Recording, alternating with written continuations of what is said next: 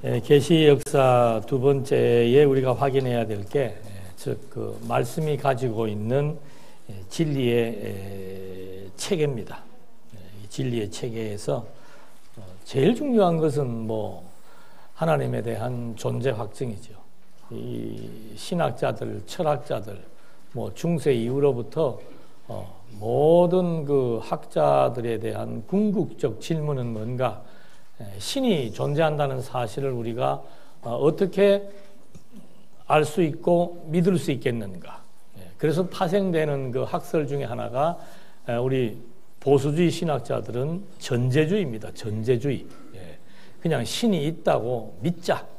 그리고 성경에도 하나님이 말씀했다라고 말하지 않는가라고 하는 식의 전제주의를 얘기하고 있죠. 그래서 그에 반해서 가톨릭 신학에서는 존재 증명을 해야 된다. 증명되지 않는 신은 믿을 수가 없다. 그래서 철학적인 방법에 의한 존재 증명을 하게 되는 거죠.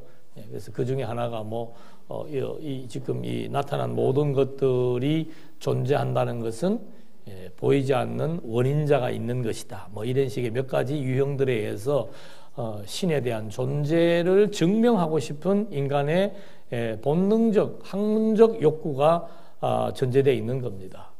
우리 역시도 마찬가지죠. 하나님의 살아계심을 내가 어떻게 확증할 수 있겠는가.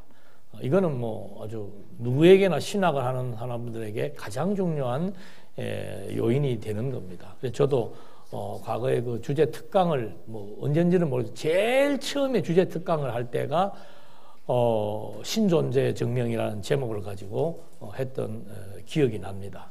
근데 이 말씀이 가지고 있는 그 로고스, 계시된 로고스의 역사, 계시된 하나님의 말씀은 진리의 체계라고 하는 것. 그 진리의 체계를 통해서 우리가 제일 먼저 확인할 수 있는 것이 하나님의 존재 확증이다. 그래서 성경에도 보면은 신명기에서도 그런 얘기가 나오지요. 이것을 내게 나타내심은 여러 가지 많은 표적, 또 광야의 생활, 출애굽의 사건, 이런 것들을 종합해서 하나님께서 말씀하시기를, 이걸 너희들에게 나타낸 것은 여호와는 하나님이시다. 약속대로 이 민족을 애굽에서 번성시켰고 애굽에서 해방시킨 그분은 바로 여호와이신데, 그분은 바로 절대 전능자이시다라고 하는 말씀을 하시고, 그 외에는 다른 신이 없음을 내게 알려하려 하심이니라. 우리가 왜 언약과 성취를 강조하는가? 그것이 진리 체계로서 하나님이 계시하신 성경의 내용을, 그러니까 계속해서 그 본질에 대한 세계, 영원하신 하나님의 뜻, 그걸 이제 우리는 계시라고 얘기하죠. 영원하신 하나님의 뜻, 이걸 이제 계시를 하는데, 계시하시는 그 계시의 원리가 있습니다.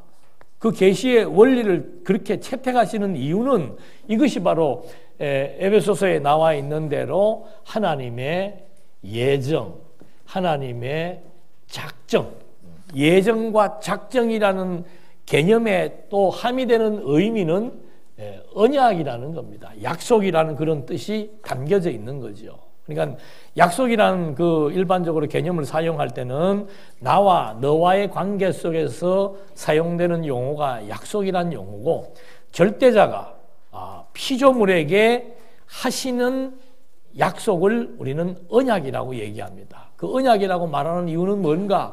이 언약의 성격은 절대적입니다. 당신이 하신 말씀의 내용은 당신이 반드시 이루신다. 그래서 이것을 내게 나타내심은 여호와는 절대적인 능력의 소유자 하나님이심을 너희들에게 알게 하기 위한 것이다 라고 하는 말씀이 나와 있는데, 이 예정과 작정에 함의된 뜻이 언약이라고 하는 개념이 포함되어 있기 때문에 하나님께서는 이 피조 세계에 당신을 드러내실 때도 똑같은 원리에 의해서 당신을 보여주시는 겁니다. 그래서 언약, 구약 성경을 언약이라고 얘기하고 신약 성경을 일단 성취라는 구도로서 우리가 접근하게 된 거예요. 그리고 그 근거가 무엇인가? 영원한 하나님의 작정은 이 피조세계 언약에 대한 근거가 되지만 이제 실제적인 근거는 뭔가 하면은 하나님께서 아담을 창조하시고 아담에게 뭘 주었다 그랬습니까? 복을 주었다 그랬죠. 근데 우리는 복을 뭐라고 얘기하는 거예요? 언약하셨다고 얘기하는 거란 말입니다. 성경에는 계속 아담에게 복, 노아에게 복, 아브라함에게 복 이렇게 얘기하는 거예요. 근데 그 복이 언약의 개념이라고 주장할 수 있는 근거는 뭔가 하면은 생육하고 번성하라라고 하는 하나님의 명령문, 땅을 정복하라고 했던 하나님의 명령문, 다스리라고 했던 하나님의 명령문은 어떤 성질을 가지고 있는가? 절대자가 말했던 그 명령은 반드시 그 명령대로 이루어진다라고 하는 개념을 갖고 있기 때문에 절대적으로 이루어진다라고 하는 것에 대한 전 개념은 바로 언약의 개념이 되는 것이고 그 언약을 이루는 것이 성취의 개념으로 구성된다라고 우리가 성경의 원리 체계를 찾아낸 거죠. 우리가 만들어낸 게 아니고 성경이 가지고 있는 그 원리 체계를 복이라고 하는 하나님의 절대 명령의 의미를 풀어보니까 이거는 여호와는 하나님이시다라고 하는 뜻이 담겨져 있다. 말씀하신, 명령하신, 약속하신 그 내용은 그분 스스로가 반드시 성취하신다. 이런 이제 기본 구성 원리가 형성이 되게 되는 겁니다. 그렇게 되어서 구약은 언약이고 신약은 성취인데 진짜로 언약 성취인가라고 하는 것은 이제 성경의 내용을 찾아보면 되는 거죠. 그래서 아담, 노아, 아브라함 그대로 언약대로 생육 번성하고 언약대로 시대마다 여기는 에덴, 여기는 세계 땅을 정복해 들어가고 또 아담의 주권. 여러분 아담에게 다스리라고 명령하고 나온 다음에 나오는 사건이 뭔가 하면은 아담이 동물들의 이름을 지어요. 그게 바로 무엇에 대한 표시입니까? 주권에 대한 표시예요. 자식에 대한 이름을 누구만이 짓습니까? 부모가 짓잖아요. 그런 형식처럼 하나님이 아담을 창조하고 다스리라고 명령을 해주고 그 다음에 너 이제 여기 한번 네가 이름을 지어봐라. 근데 그게 뭐라고 표현됩니까? 아담이 이름을 짓는 대로 뭐가 되는 거예요? 그대로 되니라. 왜? 다스림에 대한 권세가 아담에게 하나님이 주어졌고 그 다스림의 권세가 실행되는 데는 하나님의 절대적인 능력에 의해서 그런 약속들이 이루어지기 때문이다. 그래서 이 언약이라고 하는 것은 복으로 주어졌지만 그 의미는 하나님의 언약, 여호와는 하나님이라고 하는 그 존재를 우리에게 확증시키기 위해서 이런 원리로 우리에게 주어진 것이다. 그래서 성경의 그 신빙성을 확보하는 데 있어서 성경이 정말 하나님의 말씀인가라는 것을 우리가 확보하기 위해서 가장 중요한 원리가 바로 이 언약과 성취의 원리다. 우리가 힘주는 것이 사실은 이거였어요. 이거였고 여기에 너무 힘을 주다 보니까 힘이 빠져가지고 그 다음 단계로 지금 제대로 못했을 뿐이지 우리가 틀린 건 아니죠. 언약과 성취라고 하는 것은 이것은 성경의 신빙성, 하나님의 진리의 체계라고 하는 것을 확립하는 가장 중요한 뿌리며 근간입니다. 사실은 그거 하나만 가지고도 죽어도 여한이 있어요, 없어요? 있지요, 여한은. 그래서 이 언약과 성취라고 하는 이런 원리에 의해서 진리 근거에 대한 분명한 내용을 우리가 확립을 하게 되었고 이것이 체계적으로 아브라함 때부터 여기서도 계속 체계적으로 연결이 되어 오다가 아브라함 때는 이제 하나의 모형적인 이스라엘 나라를 통해서 자손과 땅과 통치 여기도 마찬가지예요. 아담에게도 생육번성, 자손, 땅, 통치의 역사가 그대로 다 이렇게 똑같이 주어집니다. 노아에게도 마찬가지고. 그리고 이제 아브라함 때 와서는 좀 더 긴 역사, 상세한 역사 계시를 통해서 주어지게 된 것이죠. 그래서 이게 이제 결국은 복이라고 하는 것은 그 내용이 나라의 역사였구나. 그렇다면은 성취도 무슨 역사여야 되는가? 나라의 역사여야 된다. 근데 나라의 역사가 성취되는 형식이 조금 다른 거죠. 구약에는 모형이니까 직접적으로 자손, 땅, 통치로서 이루어졌다면은 신약은 실체이기 때문에 모형 그대로 이루어질 필요는 없어요. 내용만 이루어지되 이 나라가 이제는 구약과는 다르게 어떻게 이루어진 거예요? 예수의 성취, 성령의 성취를 통해서 이루어지는 거예요. 무엇이? 이 하나님의 나라인 무엇? 교회가. 그래서 사복음서를 우리가 교회의 기초라고 하는 이유는 뭔가 하면은 예수님이 직접 당신이 교회의 기초가 된다고 마태복음 16장에서 선언을 해 주었고 그 기초가 바로 교회의 기초라고 예수님이 말해 주었기 때문에 그 사복음서를 우리는 교회의 기초라고 얘기하고 이 신약의 체계가 왜 교회 중심으로 전개되는가? 그것은 구약에서 주어진 나라에 대한 실체이기 때문에 하나님의 나라인 교회를 통해서 전개되는 것은 언약과 성취의 원리에서 봤을 때 너무도 타당성이 있다는 것을 우리가 확인할 수 있는 거죠. 그리고 또 한 가지 중요한 것은 뭔가 하면은 이게 지금 전부 맥락적으로 연결이 된다는 거예요. 지금 현재로는 이게 구조죠, 구조. 이렇게. 위에서 내려다보는 구조로서 이렇게 이루어지는 것을 확인했다면은 그 다음에는 이게 창세기와 출애굽기가 연결이 되고 또 역사서와 시가서가 연결이 되고 또 구약과 신약이 연결이 된다라고 하는 그걸 우리는 맥락적이라고 얘기하는 겁니다. 예를 들자면 오늘 제가 과제를 드릴게요. 창세기 1장에 하나님이 창조를 하고 아담에게 뭘 줍니까? 복을 주지요. 2장에서 뭐가 나와요? 그 복의 상태, 안식이 나오지요. 그 다음에 3장에서 뭐가 나와요? 오늘 다 교회 중진들인데? 타락, 그 유명한 타락 사건이 나오잖아요. 그 다음에 4장에서 뭐가 나와요? 가인과 아벨이 나오잖아요. 자, 1장, 2장, 3장, 4장이 1장과 2장이 3장, 2장과 3장이 3장과 4장이 서로 연결이 됩니까? 안 됩니까? 연결이 되는지 안 되는지는 모르지만은 질문상으로 봤을 때는 어떻게 해요? 연결이 돼야 되는 거예요. 그걸 우리가 맥락적인 해석이라고 얘기하는 겁니다. 그러니까 성경 해석은 입체적이에요. 언약과 성취라고 하는 구조, 그리고 큰 틀에서 자손과 땅이라고 하는 이 체계, 교회의 기초와 설립과 성장이라고 하는 이런 체계를 통해서도 구성이 된 것을 확인하면서 더 세밀하게 들어가면 이제 1장과 2장과 3장과 4장이 연결이 되게 된다. 그러니까 자, 우리가 3장의 타락 사건을 정확하게 이해를 하려면은 어떻게 해야 이해를 할 수 있습니까? 2장의 내용과 4장의 내용을 확인함으로써 이 타락이 어떤 의미가 있는지를 확인할 수가 있습니다. 또 한 가지는 이 타락이 언약이라고 하는 구조 아래에서 발생된 사건이라면은 이 타락은 또 어떤 의미가 있겠는가? 그리고 이 타락은 또 더 넓혀서 언약과 성취라고 하는 성취의 관점에서 본다면은 이 타락은 어떤 의미가 있겠는가? 이게 성경 해석학입니다. 네. 이런 명제적인 이론은 신학교에서 얘기를 하지만 실제로 자, 그러면 이제 한번 보십시다. 어떤 의미가 있는지 하고 찾아 들어가면은 이제 머리가 아파지는 거예요. 왜? 원리가 없기 때문에.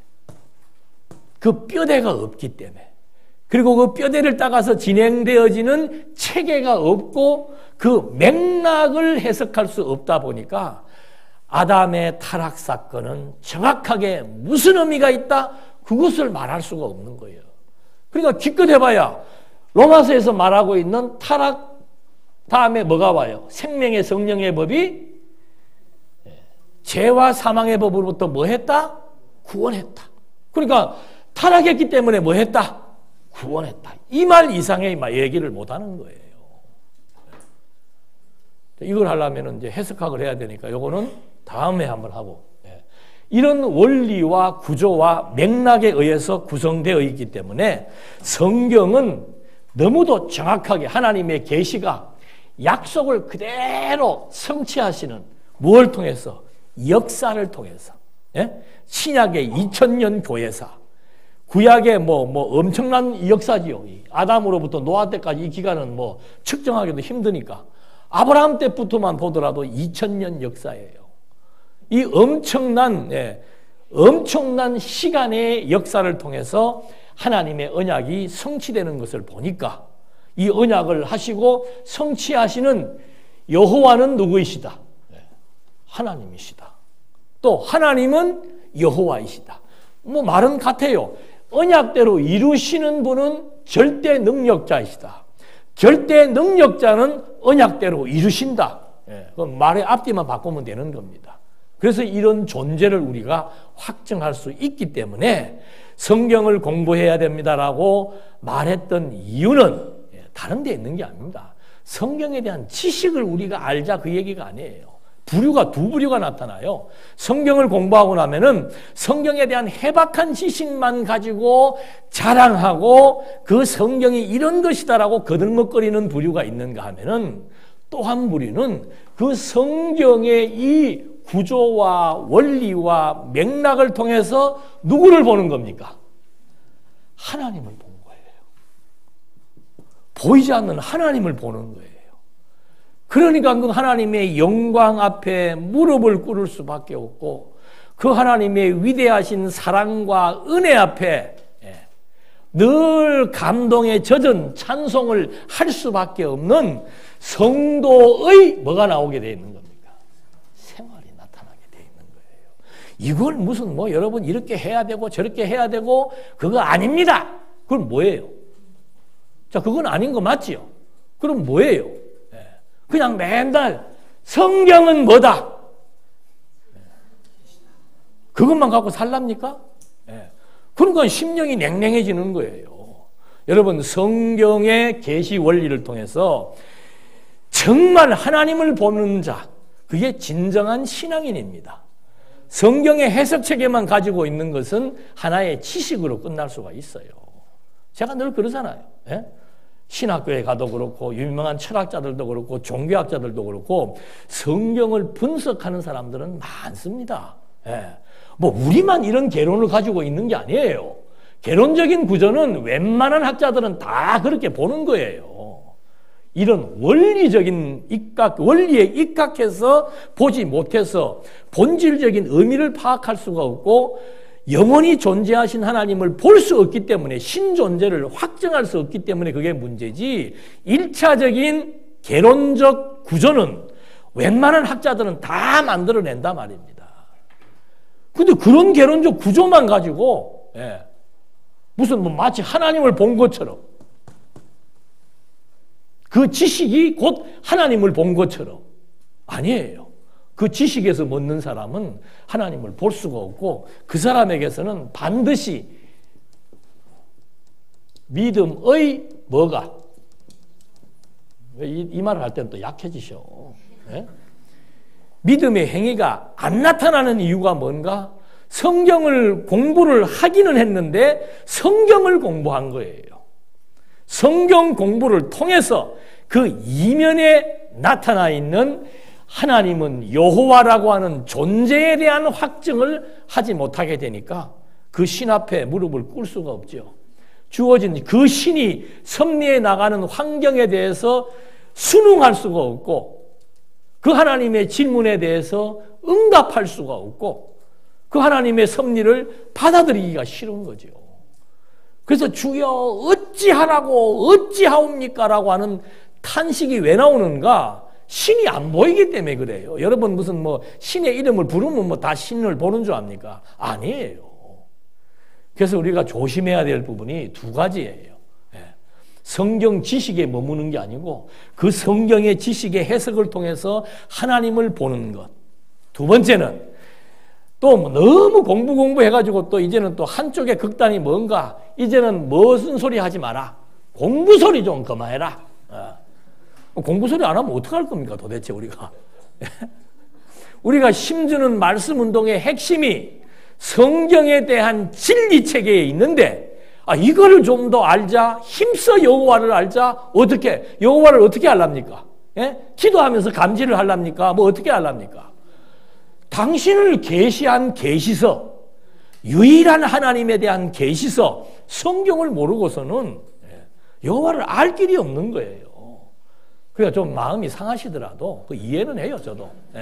마음이 상하시더라도 괜히 그 비싼 책 불태우거나 뭐 어디 던지고 이러지 말고 책은 책대로 참고하고 그건 지식이에요, 지식. 지식에 머무는 사람과 지식에 의한 신앙에 머무는 사람은 끝이 다릅니다. 그걸 우리가 유념해야 되는 거죠. 그래서 우리들도 내 자신부터 늘 그런 데 대한 경각심을 가지고 이 성경에 대한 진리체계, 우리 말씀운동의 핵심은 어디에 있는가? 신존재를 확증할 수 있는 진리의 체계를 우리가 확보하고 있다. 이거는 엄청난 신앙적 자존심입니다.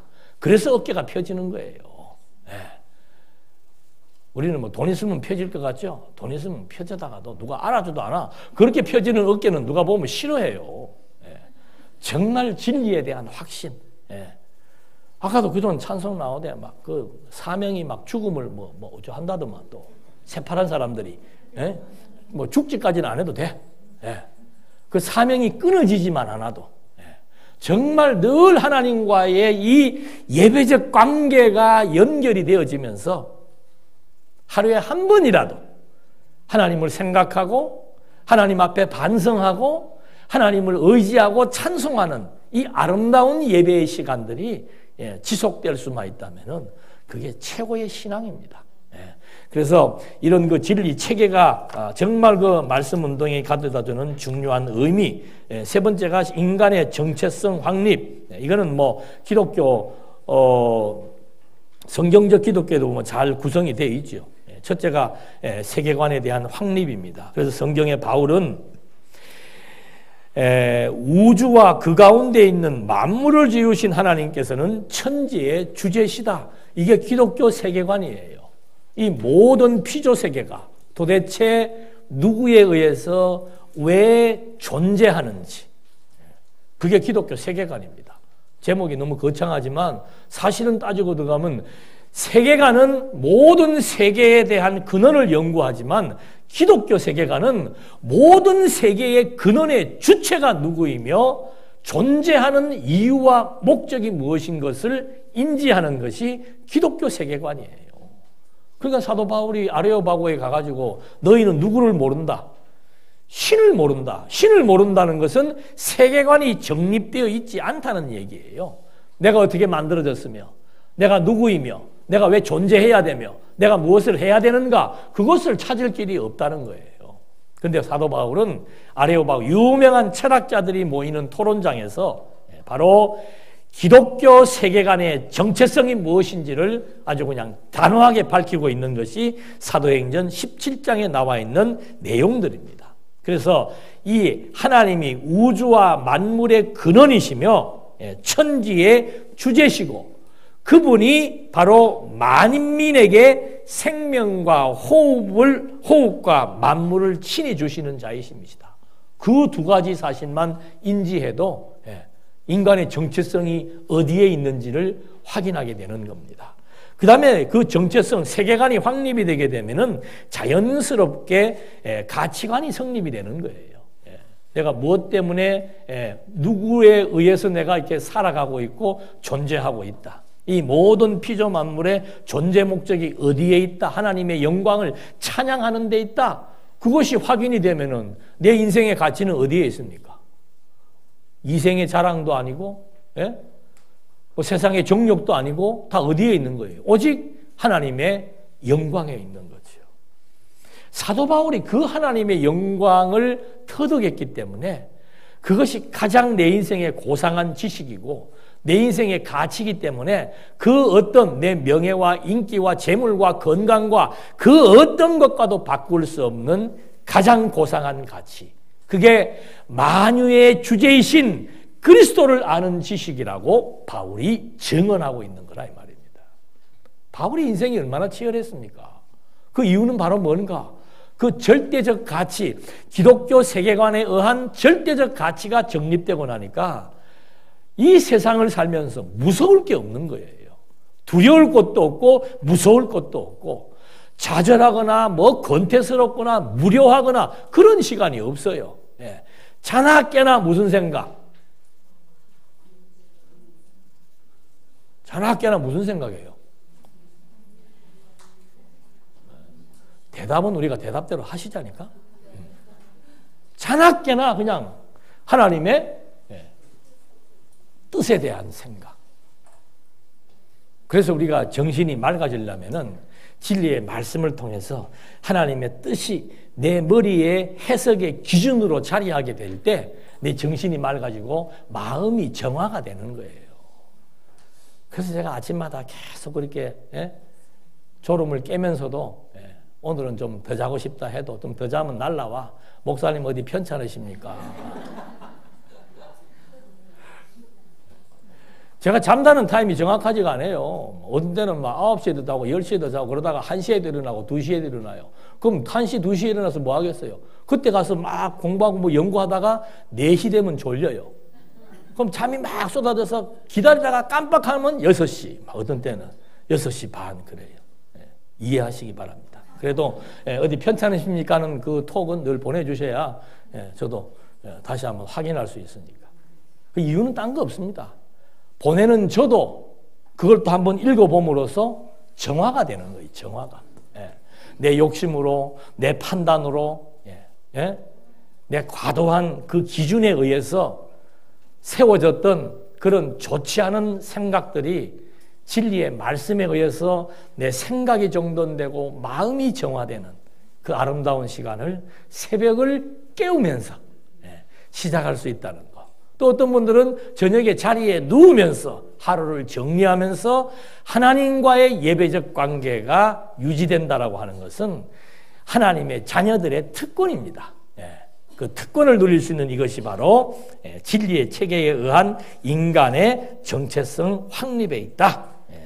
그래서 결국은 그 가치관은 인생관을 정립하게 된다. 이제 그 자세한 내용들은 교환에 나와 있으니까 여러분들이 집에 가셔갖고도 한번 각 줄을 보시면서 또 한번 다 이렇게 정리해 보시면 좋을 거예요.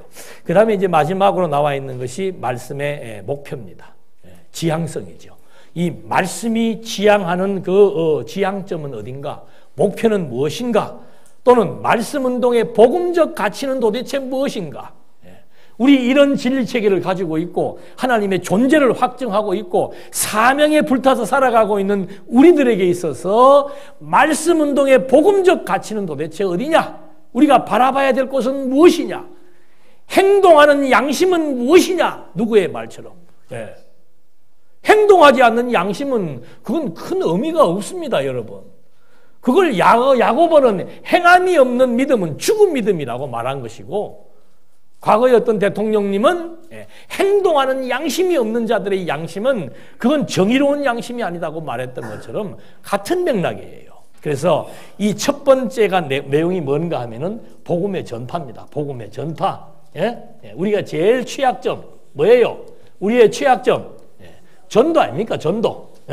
전도하는 사람은 알지도 못하는 것들이 전도한다 그러고 뭘 알아가지고 성경책을 들고 주일날 교회 나가냐고 그런 몰시각한 그런 생각은 그건 하나님 앞에 진짜 한 대 맞을 생각이죠. 그런 생각은 하면 안 돼요. 요만큼만 알아도 그게 자기의 감동이 되고 요만큼의 지식으로 하나님을 보는 자들은 견딜 수가 없는 겁니다. 왜 목회자들이 중국을 한번 갔다 오면 자꾸 중국을 나가려고 그러는지 아세요? 한 가지밖에 없어요. 너무너무 복음을 받아들이는 게 막 스펀지처럼 너무너무 뜨겁게 받아들이니까 저도 태어나서 그런 데 가서 강의해 본 적이 처음이었다니까. 그 감동을 잊을 수가 없는 거예요. 여러분 하루에 8시간씩 한다는 게 그 쉬운 일이 아니에요. 그것도 막 계속 채소만 먹고 그러니까 주방에 들어가니까 계란이 몇 개 있더라니까. 그걸 훔쳐올 수도 없고 달라고 그럴 수도 없고 나는 내 체력을 위해서라면 저걸 좀 먹어야 되겠는데 학생들 10대명이 계란 하나 풀어가지고 국을 만들어 먹는 거예요. 근데 그걸 어떻게 내가 거기다 숟가락을 얹겠습니까? 그래서 배가 덜 고픈 이유는 쓰러지지 않는 이유는 뭔가?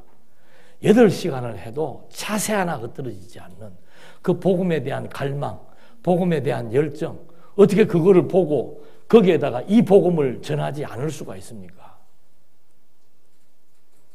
저는 꼭 여러분들이 좀 이제는 선교팀을 만들어서 그 다 대놓은 데 가지 마시라니까. 다 대놓은 데 가가 밥 먹고 막 그런 데 가지 말고 팀을 짜가지고 몽고, 아프리카, 오지로 가셔가지고 그 오지의 원주민들이 이 복음을 받아들이고 찬송을 하면서 눈물을 흘리는 걸 직접 보시란 말이에요. 그게 감동이에요. 그게 선교의 맛입니다. 그래서 이 예수님도 이 지금 교환에 나와 있는 대로 예레미야 선지자가 그렇게 예언을 했습니다. 이방인들이여, 너희는 여호와의 말씀을 듣고 먼 섬에 전파하여 이르기를 이스라엘을 흩으신 자가 그를 모으시고 목자가 그 양떼에게 행함같이 그를 지키시리로다. 이방인들에게 복음이 전파되었는데 그 이방인들이 그 복음을 듣고 어디에 가란 얘기예요? 먼 섬에 가서도 이 복음의 메시지를 증거하라고 예레미야 선지자가 예언을 한 것처럼 예수님도 당신의 생애의 사역을 완전히 다 이루었다, 종결하시고 난 다음에 마지막 제자들을 불러 모아놓고 하시는 마지막 약속. 여러분, 사람이 죽을 때 유언을 하잖아요. 그 유언할 때는 진짜 내 마음의 진심과 가치를 말할 거 아닙니까? 아들아, 내가 인생을 살아보니까 정말로 이건 아니더라. 너는 이렇게 살기를 원한다 라고 얘기해 주는 게 유언처럼 예수님이 마지막으로 제자들을 부활해서 제자들과 마지막 약속의 말씀을 하시는 내용이 뭔가 하면 다 똑같다는 거예요. 이 팀들에게는 이 말을 하고 저 팀에는 저 말을 한 게 아니고 A, B, C, D 네 팀에게 똑같은 얘기를 다 했다는 거 아닙니까? 보십시다. 마태복음에는 모든 민족에게 무엇을 전해라? 복음을 전파해라. 복음이란 뭐예요? 쉽게 얘기하면은 하나님의 언약대로 예수님이 그 언약을 다 이루시고 죽음에서 부활하사 생명의 성전을 만드시고 하나님의 나라인 교회를 세우셨다. 그게 복음이에요. 그 사실을 전파하자는 거죠. 그래야 죽은 영혼이 살아나고 정말 희망이 없는 자에게 소망이 심어지는 이런 살아남의 역사가 복음 전파이기 때문에 바로 예수님이 모든 민족에게 복음을 전파하라. 언제까지? 세상 끝날까지라고. 마태복음에. 세상 끝날까지는 전체적으로 봤을 때는 세상 끝날까지의 복음 전파를 약속하고 있지만 우리의 개인적으로는 뭐예요? 내가 죽는 순간까지 해야 될 말씀 운동의 복음적 가치는 어디에 있나? 복음 전파에 있다는 거예요. 착각하시면 안 됩니다. 사도 바울이 복음을 전할 때 오는 사람들에게만 복음을 전했다 그러죠? 성경을 그렇게 한쪽만 강조하는지 모르겠어? 바울이 오는 사람에게만 복음을 전했습니까? 바울이 왜 오는 사람에게만 복음을 전한 거예요? 감옥에 가 있으니까. 감옥 가 있으니까 찾아오는 사람들에게만 전한, 자기가 다니면서 전해요? 감옥 가기 직전까지, 순교하기 직전까지 바울은 1차, 2차, 3차의 선교 여행을 다니면서 때로는 굶고, 때로는 매맞고, 때로는 고문당하고, 때로는 쫓겨나고, 때로는 자기가 복음을 전했던 그 교회에서 이단이라는 정죄를 받고 벼락을 수모와 모욕을 당하면서도 끝까지 복음을 전파하다가 죽음을 맞이한 사도 바울의 인생이 바로 복음적 가치를 공유했기 때문에 바울은 그것을 위해서 산 것이에요. 물론 여러분들이 연보하고 신앙생활한 그 결과물이 결국은 복음을 전파하게 되고 그런 일을 여러분들이 안 하셨다는 얘기는 아니에요. 그러나 우리가 이제는 좀 더 적극적으로 좀 더 이 항아리를 깨치고 이 항아리 깨버려야 돼요. 이거. 이 항아리를 깨부시고 이제는 정말 사마리아와 땅끝을 향해서 복음을 외칠 수 있는 그런 시대가 왔다는 거예요. 내가 그냥 뭐 비행기를 타고 굳이 인도를 가지 않아도, 아프리카의 끝을 가지 않아도, 지금 이 시대에는 전 세계에 항아리가 깨지고 난 이 시대에는 전 세계를 향해서 복음이 전파되는 이 놀라운 과학의 힘을 빌어 살고 있는 이 시대. 이제 그 다음 얘기해 드릴게요. 자, 마태복음에서 세상 끝날까지 함께 할 것이라고 얘기했고, 그리고는 예수님께서 그 복음 전파 사역에 성령의 이름으로 세례를 베풀라고 얘기해 줍니다. 그건 무슨 뜻입니까? 복음을 전파한다는 이것이 성령의 역사로 이루어진다. 세상 끝날까지 성령을 통해서 함께 하겠다라고 약속을 한 겁니다. 마가복음은요, 마태는 모든 족속이라고 얘기했지만 마가에게는 천하 만민에게, 하늘 아래에 있는 모든 사람들에게 복음을 전파해라 라고 명령만 하신 게 아니고, 예수님은 세상 끝날까지 함께 하시겠다고 약속을 했고, 마가복음에서는 하나님이 보좌 우편에 계시면서 영원하신 하나님의 영원한 사역에 그리스도가 지금도 함께 사역하고 있으니까 너희들 천하 만민에게 복음을 전파해라. 그리고 성령이 임했다는 증거가 바로 뭔가, 믿는 자들에게는 이런 표적이 따른다. 그래서 그 마가복음 초대교회 시대에는 성령의 역사로 말미암아 복음이 전파될 때 마태는 세례를 베풀라고 얘기했고, 마가에게는 표적이 일어난다고 얘기를 했고, 누가복음에게는 또 모든 족속이라고 얘기합니다. 그러면서 여기에는 누가복음은 역사적인 관점에서 기록을 했기 때문에 예루살렘이라고 하는 지명을 명시합니다. 예루살렘으로부터 시작해서 이제 복음이 확산될 것이고, 아버지가 약속한 성령을 기다리라고 얘기해 줍니다. 그리고는 요한복음에 와서는 이제 나도 너희를 보내노라. 어디로? 예수님이 제자들을 불러놓고 이제는 나도 너희를 보내노라. 어디로 보내는 겁니까?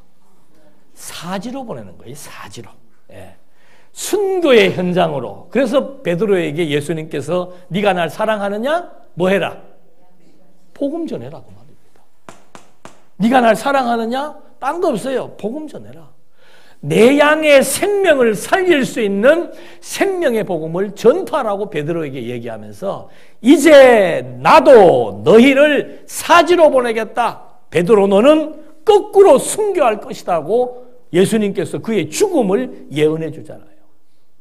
여인의 손가락질로 저 사람이 예수와 한패라고 했을 때 숨어버렸던, 그리고 그 선생을 3번이나 부인했던 베드로가 이제 복음적 가치를 깨닫고 나니까 너는 사지로 가서 죽더라도 복음을 증거하라고 했던 예수님의 약속의 말씀을 같이 공감하면서 함께 사지에 나가서 복음을 전파했던 사도들의 그 역사의 내용들. 거기에서는 예수님이 사지로 가도 두려워할 것이 없는 이유가, 이제 예수님께서 제자들에게 요한복음에서는 숨을 내쉬면서 성령을 받으라고 얘기를 하는 겁니다. 그러니까 복음 전파라고 하는 것은 제자들의 그 능력으로 하는 것이 아니고, 성령이 너희와 함께 세상 끝날까지 성령의 표적으로, 성령의 능력으로, 성령의 역사로 이 복음 전파의 이 역사가 끊임없이 진행될 것이라고 하는 절대적인 명령을 예수님께서 해주는 거죠. 이제 나오는 것이 뭔가 하면은 전파의 유형이에요. 이건 아주 중요한 얘기입니다. 여러분, 말씀 운동의 복음적 가치는 크게 2가지예요. 첫 번째는 뭡니까? 첫 번째는 이 진리의 말씀을 1차적으로는 뭐 해야 돼요? 오고 오는 세대들에게 계승을 해야 되잖아요. 어떻게 계승을 합니까? 인재를 키워야지요. 말로만. 인재를 어떻게 키워요? 계승과 전파가 우리 말씀 운동의 복음적 가치예요. 그래서 이 전파에 대한 것이 16세기에는 인쇄술에 의해서 복음이 아주 급속도로 확산이 됩니다. 그게 이제 문서입니다. 문서. 인쇄술이라고 하는 문서에 의해서 복음이 확산이 되고, 그때는 이제 막 그 종교개혁이 일어난 직후부터는 대중집회가 막 유행하기 시작한 거예요. 그래서 막 그 시대 유명한 부흥사들이 나타나가지고 막 수만 명 군중을 모아놓고, 한때 우리나라도 그랬잖아요. 여의도 광장에 막 수십만 명이 모여가지고 막 설교하면 막 다 그냥 막 새벽부터 가가지고 은혜를 받고 그랬잖아요. 그런 인쇄술과 대중집회가 16세기 때부터 이제 이제 아주 그 복음 전파의 한 방편으로 나타나기 시작했죠. 그러다가 서적, 그게 이제 책으로 만들어지고, 그 다음에 나오는 문명이 뭔가 하면은 녹음 테프예요. 우리 잘 알죠? 예. 테프라 그러면 좋은 뭐 기억은 없죠, 별로. 예, 녹음 테프. 예? 그 테프에다가 이제 복음을 실어서 테프로 복음을 전파하다가, 그 다음에 또 나온 게 뭐예요? 비디오예요. 비싸. 예. 비디오로 이제 복음을 전파하고, 저도 그 책을 처음에 마련했을 때, 우리 집이 불이 난다면은 뭐부터 들고 나간다. 이제는 나부터 뛰어나가야지 뭐. 그 말은 머릿속에 많이 있다는 얘기예요. 그 컴퓨터 안에도 있고. 그만큼 이제 이 복음 전파의 수단들이 이렇게 변천을 했다는 거예요. 책에서, 테이프에서, 비디오로. 그러다가 20세기의 혁명이 뭡니까? 컴퓨터예요. 20세기 복음 전파의 수단으로 쓰여진 과학혁명이 바로 뭔가? 16세기의 인쇄술이라면 20세기에는 컴퓨터예요. 그래서 그 컴퓨터에 우리 말씀운동을 소개하는 매체가 바로 뭐예요? 그게 홈페이지 아닙니까? 홈페이지. 근데 이제 그것도 한물 간 거예요. 그것도 한물 갔어요. 21세기에는 뭐예요? 혁명이 또 뭡니까? 스마트폰이에요. 요만한 폰 안에 온갖 정보가, 요즘은 그 교수들이 강의할 때도 그런다 그래요. 학생들이 질문하면은 네이버에 물어봐. 다 있어요. 다 있어요. 여러분, 예를 들어서 복음을 전파하기 위해서, 물론 뭐 저기 아프리카를 갈 수도 있죠. 아프리카에 가려면 경비만 해도 수백만 원 들어가잖아요. 그리고 그거를 계속 하려면 세계 선교회 기금 뭐 몇 번만 움직이면 바닥 나버려요. 또 복음을 전하기 위해서 방송 선교가 좋습니다. 그 한 번 방송하는데 뭐 지금은 더 비쌀 거예요. 옛날에 뭐 1시간 하는데 100만 원. 그것도 요새는 그냥 이렇게 녹음 방송이 그 정도 하나 봐요. 극동 방송에서. 그거 하면 복음 확산되겠죠. 근데 방송은 계층이 이렇게 한정되어 있습니다. 극동 방송, 이렇게 기독교 방송 보는 사람들은 한정되어 있어요. 근데 진짜로 확산되기 좋은 매체는 뭡니까?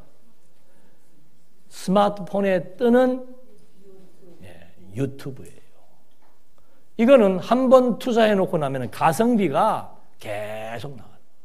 이거는 뭐 전 세계 구석구석 인터넷 와이파이만 되는 동네에는 누르면 다 뜨는 겁니다. 대한민국의 유튜브 제일 많이 보는 세대가 몇 세대인가? 5, 60대라고 그래요. 홍수예요, 홍수.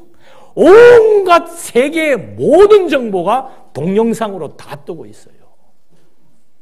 제가 최근에 극동방송 그 사장님한테 들은 정보인데, 제가 한번 그 극동방송하고 연결해서 한번 해볼까 싶어서 문의를 하니까, 목사님, 그것보다는, 이 방송 사장이 그래요. 방송에서 해봐야 이거 뭐, 기껏 해봐야 대한민국 아니면은 뭐 대구, 광주 지역밖에 더 합니까?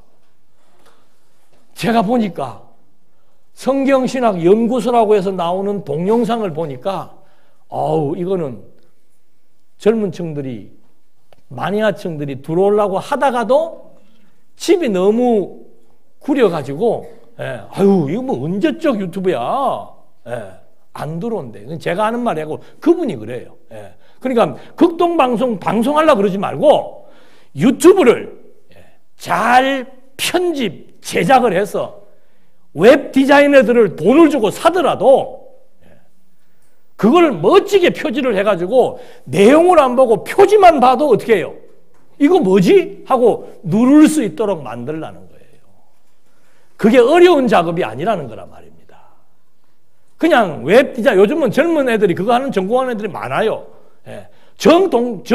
우리 말씀 운동 안에 인재가 없다면은 한 달에 뭐 50만 원이고 100만 원 알바를 써도 된다는 거예요. 그거 1년 동안 써도 1200만 원이에요. 사람들이 외국 선교 두세 번 나가면 그거 경비 다 빠지는 거예요. 그걸 만들어 놓으면은 1년 내내 기가 막히게 돌아간다는 거 아닙니까? 왜 저한테 그래요? 목사님, 왜 이렇게 좋은 컨텐츠를 가지고 왜 사람들이 들어올 수 없게 해놨습니까? 안 들어온다는 거죠. 아는 사람들만 들어온다는 거예요. 아마 지금 40대, 50대쯤은 무슨 말인지 아실 거예요. 물론 뭐 제 나이 되시는 분도 잘 하시는 분들은 아실 거고. 그러니까 우리 말씀운동 산하, 특히 이 장안중앙교회가 제일 크잖아요. 크다는 것은 재정적으로 제일 튼튼하다는 얘기예요. 여러분, 장안중앙교회가 가장 가치롭고 가장 그 재정을 많이 쏟아야 되는 부분이 어디라고 생각하십니까? 근데 눈 마주쳤으니까 물어볼게요. 네. 많죠. 돈 쓸 데가 많죠. 여러분이 가정 지출을 할 때 어떻게 지출을 합니까? 가치순에 따라 돈을 지출하잖아요. 먹는 것이 중요한 집에는 먹는 것을 1순위로, 교육이 중요하다는 집은 교육의 1순위로 다 달라요. 그러면 말씀운동의 정체성을 확인하고 말씀의 복음적 가치를 아는 우리들이라면은 교회가 한쪽이 설령 어려움이 와서 천장이 무너져 내려도 뭐가 더 중요한 겁니까? 여기에 공감대가 형성이 돼야 된다는 거죠. 네. 아니, 복음 전파 아니에요, 복음 전파. 장안중앙교회에 와서 하는 복음 전파는 한정이 되어 있잖아요. 장소에, 사람에 한정이 되어 있습니다. 장안중앙교회 우리 성경신학 연구소의 홈페이지와 유튜브를 접근해서 듣는 사람들도 한정이 돼요. 특히 홈페이지는 정말 이 말씀에 취한 사람 아니고는 안 들어와요. 그냥 유튜브로 다 접근해서 보는데 유튜브를 아주 세련되게 만들고 방을 정리를 잘 해놓으면 한 번 들어왔다 걸린 사람이 그 다음에는 계속 들어와. 궁금해서. 그런 이제 그 시스템을, 지금은 그런 시스템을 만들어야 된다는 말입니다. 그리고 우리들에게 요구를 하셔야 돼. 무슨 요구? 요새는요, 1시간씩 50분씩 40분씩 되면은 유튜브 마니아들은 그거 안 봅니다. 지겨워서. 아무리 좋은 내용도. 길어야 20분이에요. 말씀이란 무엇인가? 20분에 딱 정리해버리고. 거룩이란 무엇인가? 생명이란 뭔가? 기독교인들이 늘 쓰면서도 믿음이 도대체 뭐지? 구원이 뭐지? 천국이 뭐지? 예수가 누구지? 수백 가지를 얘기할 수 있는 거죠. 그런 장비들을 구성해 놓고 시스템을 갖춰 놓고 이제 목사님 다른 일도 많지만 이거 좀 해달라고 얘기를 하셔야 체력이 다하는 순간까지 그 일을 해야 될 거 아닙니까? 책도 써야 되지만 또 한편에서는 이게 너무너무 복음 전파의 중요한 매체라 이 말입니다.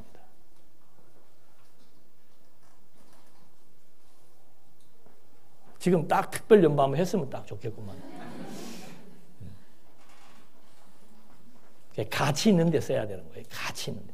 이것이 얼마나 중요한 생명을 살리는 복음이기 때문에 예수님이 사복음서 끝부분에다가 똑같이 얘기해 놓고 사도행전의 첫 포문을 여는 성령의 역사가 시작되는 첫 장에 예루살렘과 유대와 사마리아와 땅끝까지 내 증인이 되리라. 우리 기독교 복음적 가치는 거기에 있는 겁니다. 혹시라도 이런 데 재능이 있으신 분들은 다른 생각하지 마세요. 하나님이 에스더를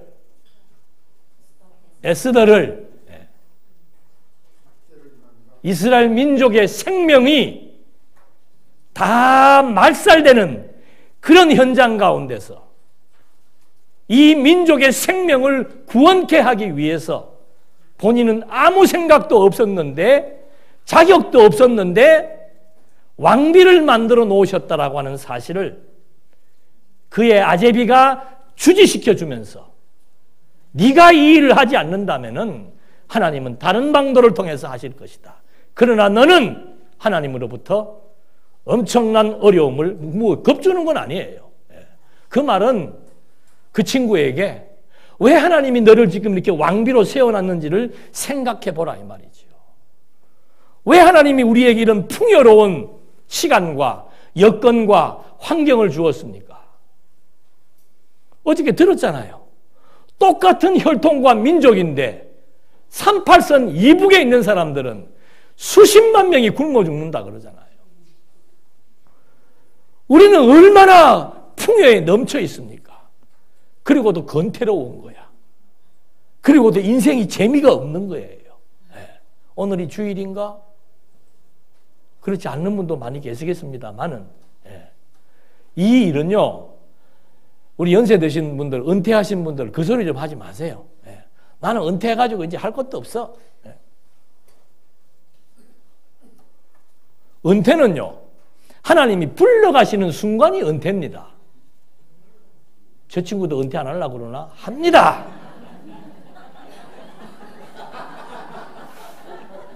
행정적인 그런 건 하죠. 그런 것이 내 인생의 끝이 아니잖아요. 장로의 연령에 대해서 장로의 은퇴를 했다고 해서 그 사람이 아무것도 안 하고 살 거예요? 뭐 하고 살 거예요? 앞으로 20년은 더 살아야 되는데 20년을 그냥 은퇴 장로니까 왔다 갔다 마실래요? 재미없는 인생. 활력이 없는 거죠. 활력이. 또 한 가지는 복음 계승인데 복음 전파의 방식이 있고 하나는 인재예요. 인재. 인적 자원이에요. 인재가 있어야 돼요. 인재가. 인재를 누가 키웁니까? 또 질문이 이상하네. 인재를 누가 키워요? 하나님이 키우잖아요. 여러분은 뭐 신경 쓸 거 있습니까? 없습니까? 아이고 그거 키워놔봐야 다 싸가지 없더만. 뭐 성교해봐야 다 헛거더만. 헛건줄 아닌지 어떻게 합니까? 1000번을 성교했다가 999번을 다 속아도 그 속는 중에 한 사람의 영혼이 하나님의 말씀을 듣고 새 생명을 취했다면 그 선교는 뭐예요? 성공이에요. 그 사람을 내 눈으로 못 만나도 괜찮아요. 복음은 전파하는 걸로 끝나는 거예요. 그 열매를 하나님이 거두어낸단 말입니다. 그 열매를 천국에서 우리에게 보여주는 거예요. 너는 엄청난 일을 했구나. 하나님 나 일한 거 없습니다. 999번 속기만 속았어요. 아니다. 한 사람이 변화가 돼가지고 어떤 일을 어떻게 할 줄 압니까? 그거는 잘 아시더만. 에? 이 진리를 위해서 계승할 사람이 없다라는 사실은 아셔. 다. 근데 그거에 대해서 적극성을 가지고 어떻게 해서 이 문제를 해결해야 되겠다라고 나서시는 분들은 많이 없어요. 예. 아니, 여기도 지금 다 여기 있잖아. 뭐 권사에도 있고, 여선교에도 있고, 예? 후원회 그거 좋은 겁니다. 종교적인 후원회는 좋아요. 그럼 국가에서도 간섭 안 합니다.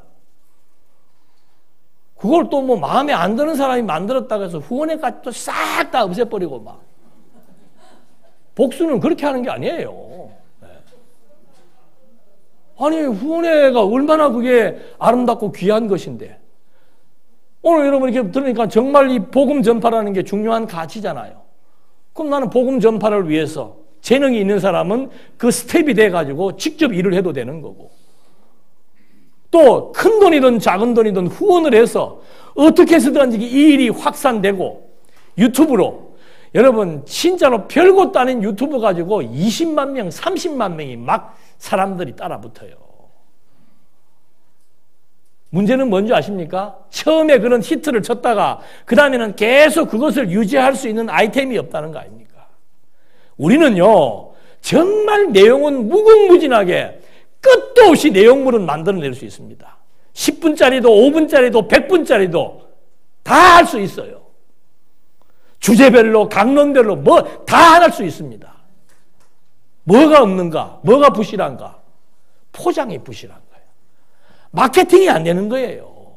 아무리 좋은 물건을 만들면 뭐합니까? 판로를 개척해서 물건을 팔아야 되는데 좋다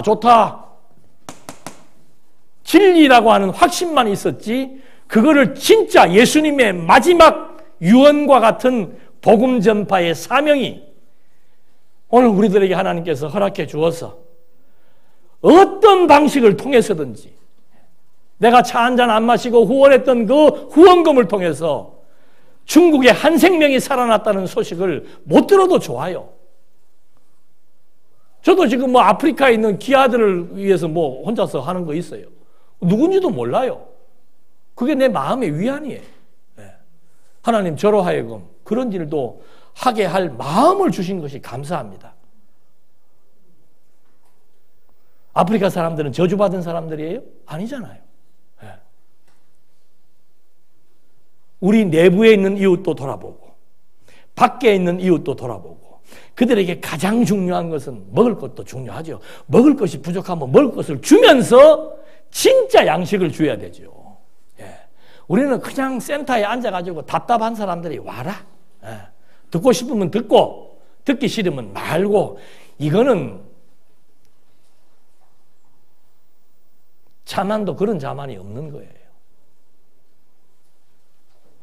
정말 중요한 가치, 전파, 매체를 통한 전파, 이제는 후진 양성을 위한 저도 소원은 그거예요.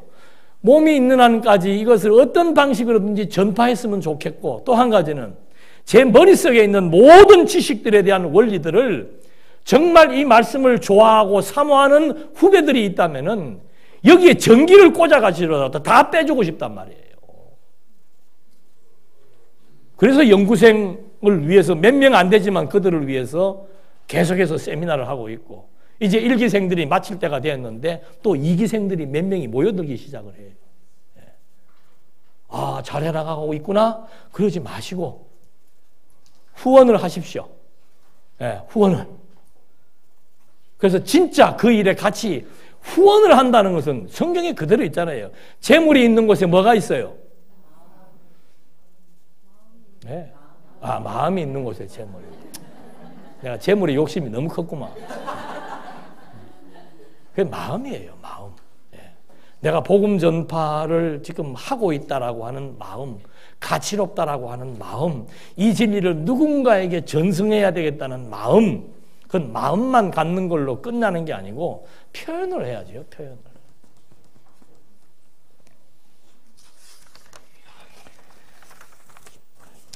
이 말을 결론적으로 하고 싶었어요. 그래서 이제 우리 사남전도회, 오남전도회 뭐 다 50대 전후반 되는 분들인데 희망입니다. 그래도 장안중앙교회 우리 말씀운동에 이 40, 50대들이 각성하기 시작을 했고 공부를 해야 됐다고 생각을 하고 이런 복음 전파의 다양한 장르와 형식을 통해서 이 일을 좀 해야 되겠다고 나서고 있을 때 선배 되시는 분들은 뭐 해야 됩니까? 후원과 박수를 보내줘야 되는 거죠. 법에 맞니 그런 소리 좀 이제 그만해요. 법 얘기 좀 그만하고. 뭐 법에 맞니 틀리니 뭐 우리 때는 옛날에는 이렇게 했는데 지금은 그런 소리 하지 말고 막 아무리 못해도 무조건 박수를 보내주십시오. 얼마나 그 마음이 아름답고 귀한 마음입니까? 그래도 희망은 하나님께서 대를 끊어버리지 아니하시고 아담과 노아, 아브라함, 모세, 다윗 그 대를 끊지 않고 그리스도에게까지 연결되었기 때문에 그리스도의 그 생명의 씨앗을 오늘 우리가 받고 하나님의 자녀가 되어 하나님의 나라를 누리며 살 수 있다라고 하는 이 축복의 역사가 이제 우리 대에서 끊지 아니하고 계속되는 우리의 관심과 마음과 후원이 정말 이 복음이 다양하게 전파되는데 함께 동력할 수 있는 아름다운 말씀 운동의 요원이 되기를 다시 한번 바라겠습니다. 기도하시겠습니다. 은혜와 사랑이 풍성하신 하나님 아버지, 하나님의 살아계신 역사를 저희들은 성경을 통해서 또 이 나라의 역사를 통해서 교회의 사건들을 통해서 정말 눈으로 하나님을 봅니다. 하나님, 보이는 사건 자체에 연연하지 말게 하시고 그것 때문에 낙심하거나 시간을 소비하지 말게 하시고 이제는 우리 각자에게 주어진 임무가 있습니다. 우리 각자가 가지고 있는 사명이 있습니다. 어떤 환경과 여건 속에서도 이 사명과 임무를 소홀히 하지 않고 정말 하나님의 나라가 전파되는 이 일에, 하나님의 생명의 복음이 증거되는 이 일에 우리를 동력하게 하시는 하나님의 은총이 세상 끝날까지 함께하기를 예수님의 이름으로 기도드립니다. 아멘.